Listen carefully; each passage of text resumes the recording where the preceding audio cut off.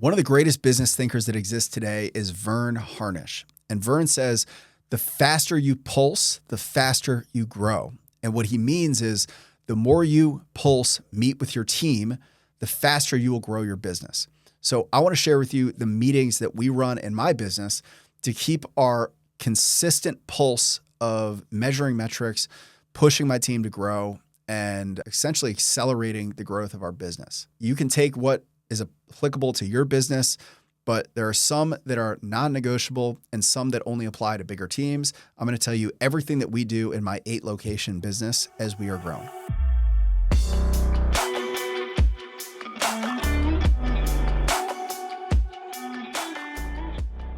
So here's the thing about meetings. So meetings are really important. When I say the word pulse, what I mean is like reviewing where we're at, setting actions, and setting the team out to execute on them. We accelerate activity as we approach a deadline. So the mistake a lot of people make is they meet maybe once a month as a team or once every 2 weeks. And what happens is right after the meeting, there's not a lot of activity because they're like, oh, I got plenty of time, right? But the days leading up to the meeting, they accelerate their efforts. They get everything done just to get it done in time for the meeting, all right? Deadlines accelerate effort. So how do you get more done is you shrink the timeline of those deadlines so that there's more of an acceleration at a more consistent pace. So if you have a monthly meeting and you get one, flurry of activity towards the end of that month when the deadlines are due, imagine if you had a weekly meeting and you got that same level of activity every single week. That's what Vern Harnish means when he says, the more you pulse, the more you grow, or the faster you pulse, the faster you grow. All right. So I want to talk about these meetings, the leadership team meetings, our sales meetings, and then what we do from a business structural standpoint. Hopefully you can take the ones that apply to you. So the first meeting that we run, I think is non-negotiable for every fitness business, really every business, is our weekly leadership meeting. This is our weekly level 10. I have multiple episodes on how we run these, why we run these, and what to do. So I'm not going to go too deep into it, but that is a weekly 90-minute meeting where the goal is review the scorecard, identify key issues, solve those issues, and create actions for that week to execute. These meetings are 90 minutes, and they are the key executives of the company. So your key top employees that move the needle the most in your business. All right. 90 minutes we do it on Mondays. I recommend if you're doing these on Thursdays or Fridays, don't do that. Do them on Mondays or Tuesdays. Like if you do them on Fridays, you're going to lose a lot of momentum going into the weekend. Move them to Mondays or Tuesdays. That's my personal opinion. I guarantee the people that have made that change based on my recommendation have seen a lot of success. All right. The next meeting is we do a daily sales huddle. So I have a sales team. You probably don't have a sales team. You may not have a sales team. Maybe you do.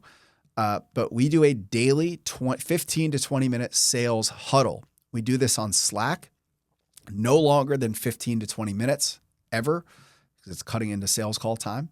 We do ours at 8:30 every single morning. And the way it works is my guys dial at 8 a.m. to 8:30. They call the leads that came in overnight. So we make sure our speed to lead is on point. We meet for 15 minutes. What we do is we review yesterday's, or if it's Monday, last week's activity. So how many calls, how many wins, and the overall results. And we set actions for today. All right. And then we usually do some kind of role play or activity or scripting or something like that for the last 10 minutes or so. So what was your yesterday's activity? Where are you at right now? What are you going to do today to be on track? This is all built around the weekly scorecard. So the activity and actions are aligned every single day, every day. If a sales guy's, it's Wednesday and he's off track for the week, he's probably going to be having to increase his call volume that day to get on track. All right. So then we set actions, we track those actions, and we meet again the next day. All right. So that happens every day at 8:30. The next meeting is we do a weekly coaches meeting.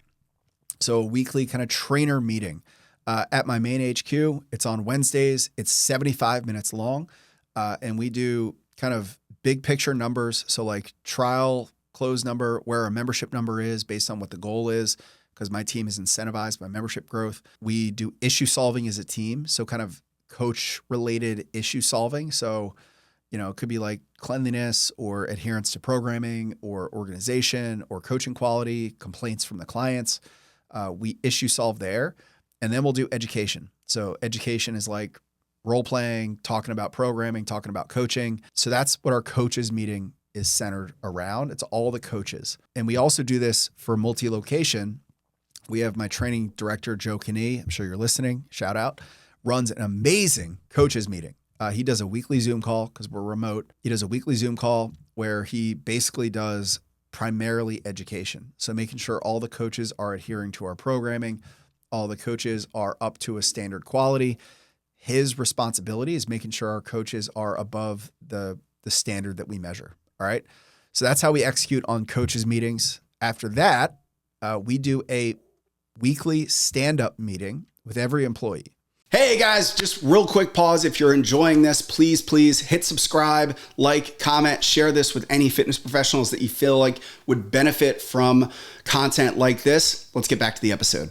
So whoever the direct manager is, they run a weekly stand-up meeting, which is no more than 15 minutes. They call it a stand-up meeting because it should be able to be done standing up. And in fact, I would encourage you to do it standing up, not sitting down. It changes the dynamic of it. But the weekly stand-up should be, what did you get done last week? What's your goal this week? And where are you stuck? We talk a lot about meeting times and adherence. I really think you should stick to a 15-minute timing and do these standing up. All right. It keeps it a little more casual, keeps it a little high energy. That's the dynamic you want with the stand-up meeting. The next one that we run is the monthly town hall meeting. So the monthly town hall is, I got this from my friends at Varsity House. Shout out Dan and Joe and Adam. We get everybody in the company together for a monthly meeting. We typically do it the second Friday of every month. And the people that are in different states or different areas can join on Zoom, but this is mandatory for everybody to join. Generally, I open with a talk about kind of what's going well in the company, what big things are on my mind or education. We'll generally bring an employee up to present on a topic. We'll select them and encourage them to present on a topic so they can teach. We may have a guest speaker come in sometimes.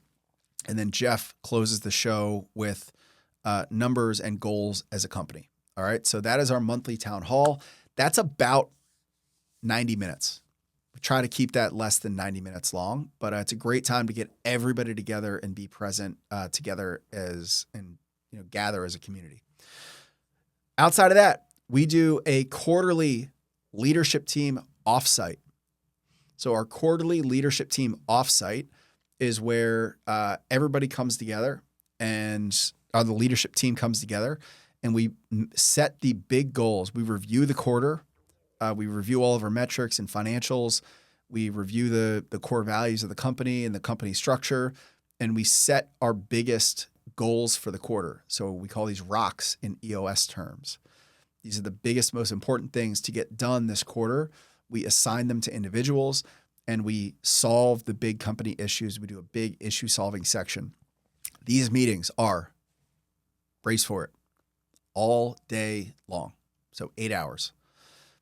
Don't try to skimp on this. I don't care if you're a 3-person company or a 4 or 5-person company, or if it's your first one or your 10th one. Commit the whole day and take them off site. Don't do these on site.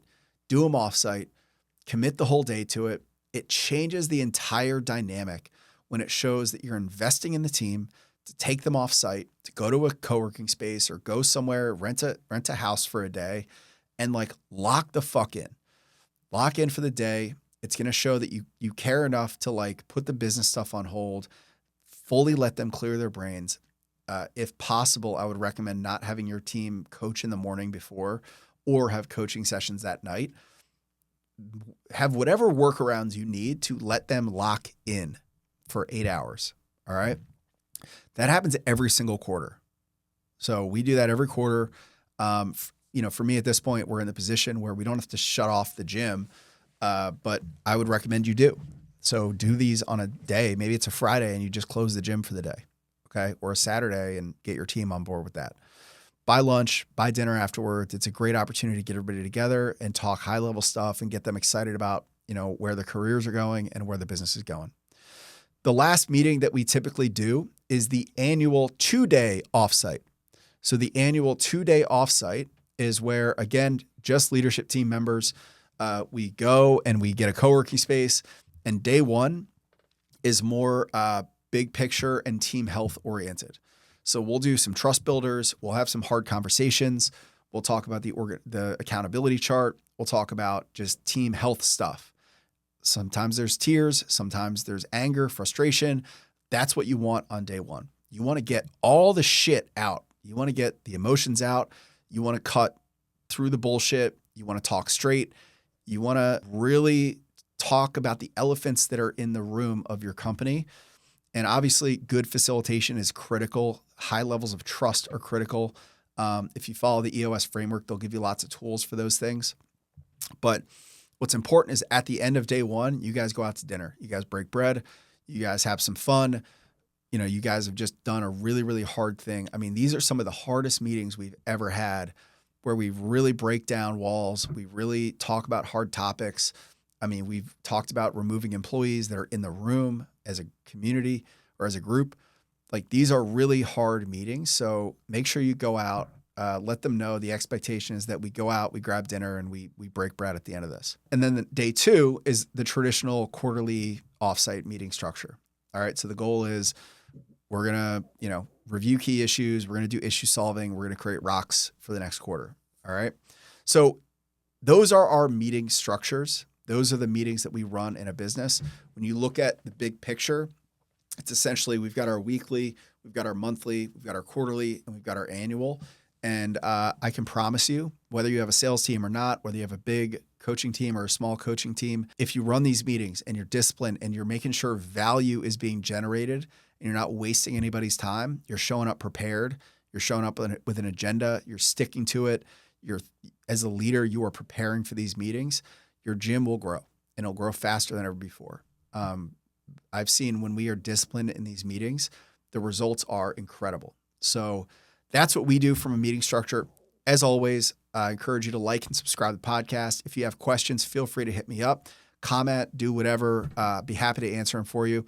And I'll talk to you soon. Hey guys, thanks for watching. If you like this content, make sure that you like and subscribe to get more of the content that you want to see about growing your fitness business. You can click any of the videos here to see other episodes, but I want to hear from you. So drop some comments into other content that you would like to see.